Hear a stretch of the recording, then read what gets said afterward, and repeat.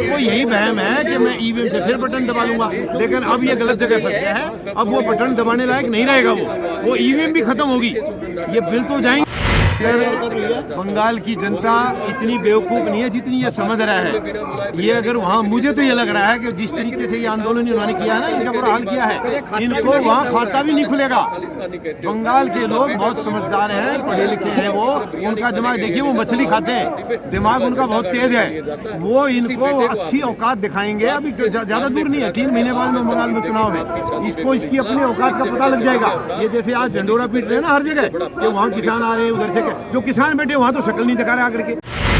देखो, इसमें अगर एक भी छोटा सा भी वो रह गया, जैसे आपको एक जून का कपड़ा होता है, कुर्ता जो हम पहनते हैं, अगर उसमें एक जून रहेगी तो रात को आपको सोने नहीं देगी। वो इस 3 काले कानून में है, और ये 3 काले कानून किसी ने मांगे नहीं, ना इस पर बहस हुई, और इसमें किसी की उपस्थिति थी, किसी की नहीं थी, और ये पारित हो गया।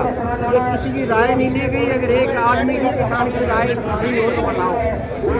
और तो पहले किसानों की राय ली है, किसान हमारे साथ तो उसकी प्रतिलिपि कहाँ है? किसानों को देनी चाहिए ना। अखबारों में तमाम दिखाया जा रहा है।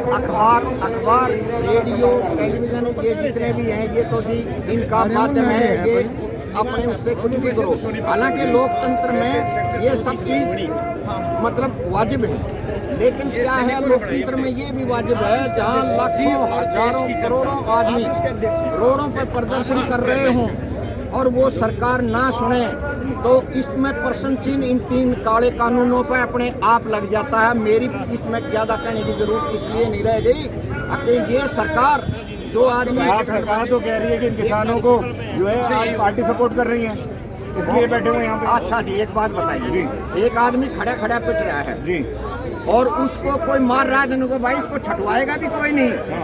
ये उनको, हमने किसी पार्टी को बुलाया नहीं। अगर कोई पार्टी बाहर से हमारा समर्थन करती भी है तो उसका भी हम स्वागत करेंगे। वो पार्टी क्या आपके लोकतंत्र में चुनाव नहीं लड़ती? वो चुनाव लड़ती हैं। चुनाव को ही आप बढ़िया माध्यम मानते हो। अंग्रेज भगाया तो चुनाव नहीं हुआ था, आया तो चुनाव नहीं हुआ।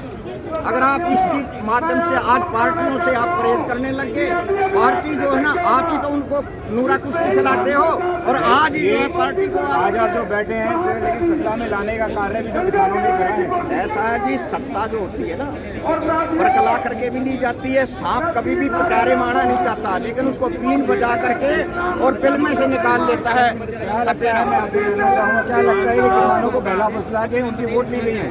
ऐसा है जी, ये हमारे बड़े भाई साहब हैं, इन्होंने हरियाणा में एक देसी कहावत है जी, मारा है हरियाणा में एक देसी कहावत है, चौधरी ताऊ देवीलाल कहा करते भाई इन्हें समझाओगे तो टाइम लगेगा, भाई बखाना सीख लो। तो भाई ये मोदी ने है ना, वो चौधरी देवीलाल वाला नुक्ता चुन लिया।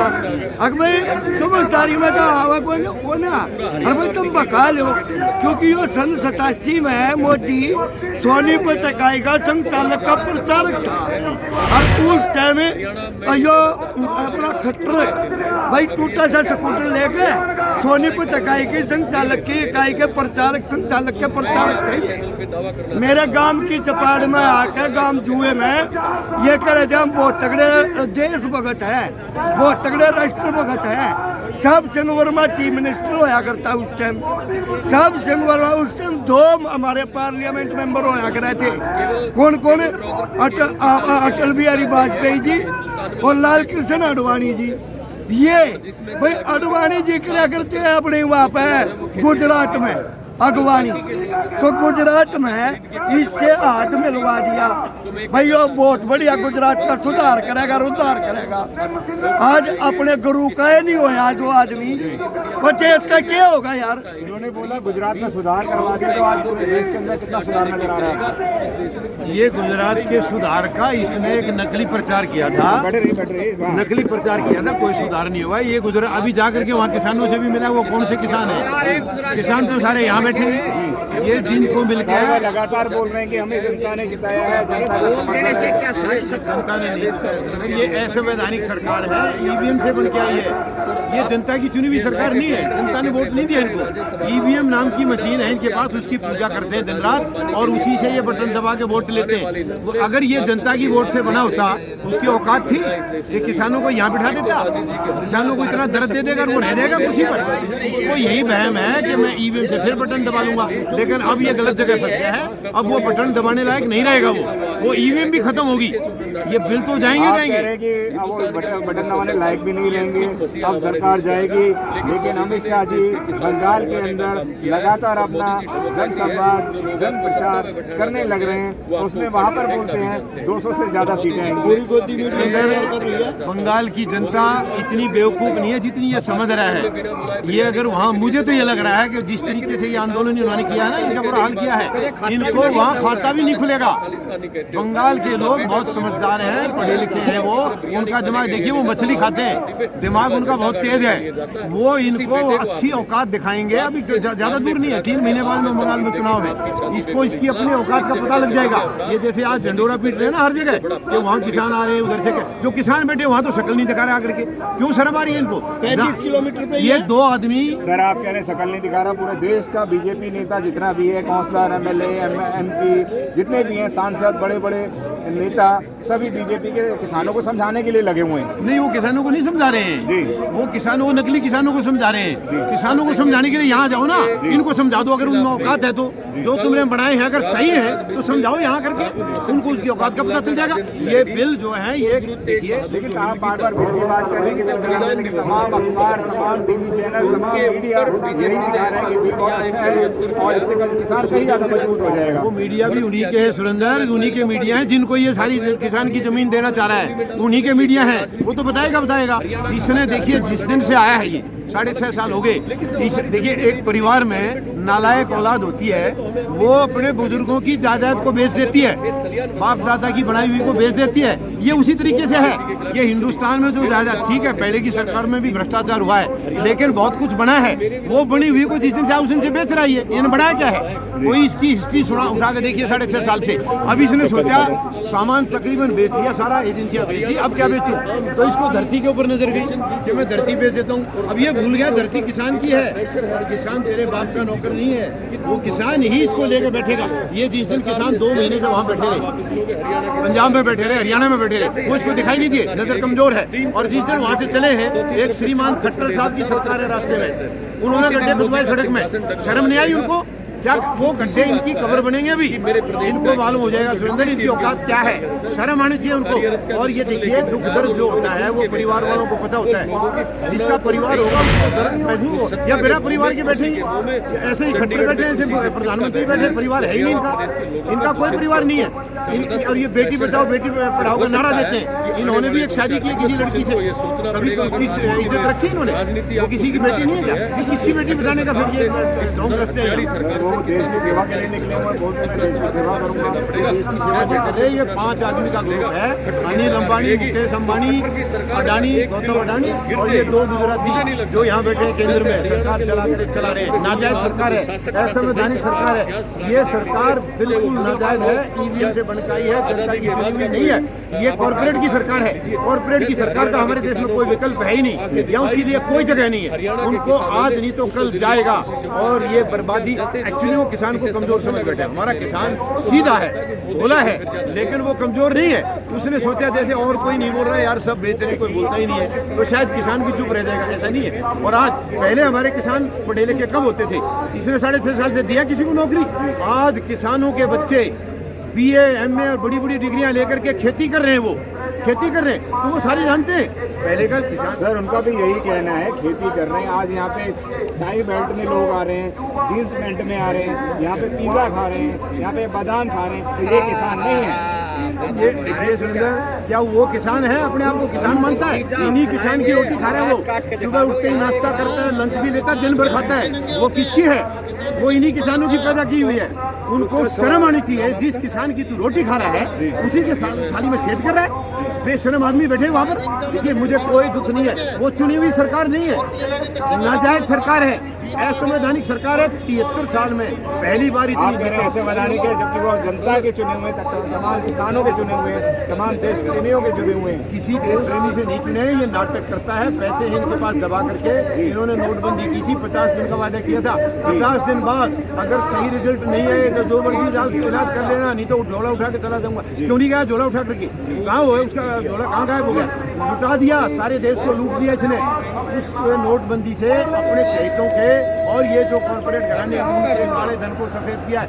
ये काला धन बाहर से लाने के लिए भी कहा था इसने, मैं बाहर से काला धन लाऊंगा। वहाँ काला धन और बढ़ गया है, लाया कहाँ? इसने 15-20 लाख रुपए सबके खाते में बोले जाएंगे। कह रहे हैं आपकी काला धन की बात कर रहे हैं, लेकिन उन्होंने कहा है कि जो हम कहते हैं वो करते हैं। अभी नया संसद बनने वाला है, नया पार्लियामेंट बनने वाला है, राम मंदिर बना है, आप कह रहे हैं कुछ किया नहीं है। पार्लियामेंट किसके लिए है? वहाँ ये इन्हीं के आदमी बैठेंगे। किसी गरीब के सर पर छत नहीं है। आज गरीब को छत दी इसने, गरीब को रोटी दी इसने। वो गरीब को पहले रोटी दे दो ना, गरीब के सर पर छत दे दो। ये क्यों चाहिए इनको पार्लियामेंट दूसरी? ये ज्यादा ऊपर से गिरे हैं क्या? वो पार्लियामेंट पहले बड़ी हुई, वो गलत है क्या? वो खराब है, ये उसमें बैठने लायक भी नहीं है। इनसे तो वो पार्लियामेंट भी छीन लेनी चाहिए। इनको एक नॉर्मल बैरक बना के पंखा लगा के दिया जाएगा, इसी में बैठने लायक नहीं है ये। इनको किसान की पीड़ा नजर नहीं आ रही। 25 दिन से यहाँ आप कह रहे हैं किसान की पीड़ा समझ में नहीं आ रही। वो हाथ जोड़ के अखबार में फोटो लगाता है, टीवी चैनल पे आ रहा है, वो कहते हैं वो इसने कर्जा ले रखा दबा करके उन 3 परिवारों से। ये मुंह दिखाने लायक नहीं रहा। किसान के यहाँ आने की वजह से उसकी मट्टी पलीत हो रही है। उनको क्या जबान देगा? इसलिए इन किसानों के साथ अत्याचार। उनको यहाँ आने का टाइम नहीं है। यहाँ क्यों नहीं आ रही है? आप कुछ कहना चाह रहे थे? मैं ये कह रहा हूँ भाई, हमारे मोदी के मुंह में चुंदर फसकी। अच्छा, देसी का होता ना, अकबर खावे टोमरिया, अकांडे टोमरिया, मरेगा तो नू डाल मरेगा भाई। तो तो किसानों का इस देश में आपने पूरा कहा दोनों जन डाल मरेगा, तो क्या आगामी चुनावों के अंदर भी इस किसान आंदोलन का फर्क पड़ेगा? बिल्कुल पड़ेगा। क्यों पड़ेगा? अगर हमने जन आंदोलन हो गया, ये रोटी का मसला है, हर इंसान के नागरिक का रोटी का मसला, पूरे देश का। ये कह रहे हैं भाई पंजाब और हरियाणा को तो क्यों है? रोटी की चिंता कर रहे हैं, तभी तो उन्होंने ये बिल लाए और उन्होंने कहा है कि किसान कहीं ज्यादा मजबूत होगा। कहीं भी इसके मुंह में चुंदर नहीं फंसगी, इसके मुंह में चुंदर नहीं फंसगी।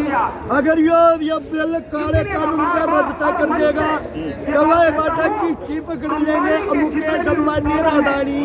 अगर 425 रैली करवाई थी, हेलीकॉप्टर दिया था भाई, हर एक रैली का खर्चा उठाया था। हेलीकॉप्टर दिया था, रैली करवाई थी, आपके पास क्या सबूत है? हमारे पास पक्का सबूत है। यह गुजरात का मुख्यमंत्री होते हुए इसने बतौर आदित्य बिरला से 25 लाख रुपया बतौर रिश्वत ली। खुला चैलेंज करूँ, मैं नाम ले हूँ, आदित्य बिरला ग्रुप का मालिक है। तो क्यों नहीं भाई बता दो, मोदी के सवाल था, क्यों नहीं बचना रिश्वत? और मुकेश अंबानी का हेलीकॉप्टर क्यों लिया भाई? 400 भाई, इतना देश भगत था। लगातार सरकार के ऊपर सवालिया निशान उठा रहे। मैं आपसे जानना चाहूंगा, क्या आगामी रुख रहेगा किसानों का? आगामी रुख ऐसा है, अभी ये किसान का जो ये चल रहा है, आगे की कोई भी भविष्यवाणी नहीं कर सकता क्या होगा क्या नहीं होगा। लेकिन अगर सरकार आपकी बातें नहीं मानती, किसान की बातें सरकार नहीं मानती है, तो किसान क्या करेंगे? किसान तो लंबा चौड़ा आंदोलन ही करेंगे।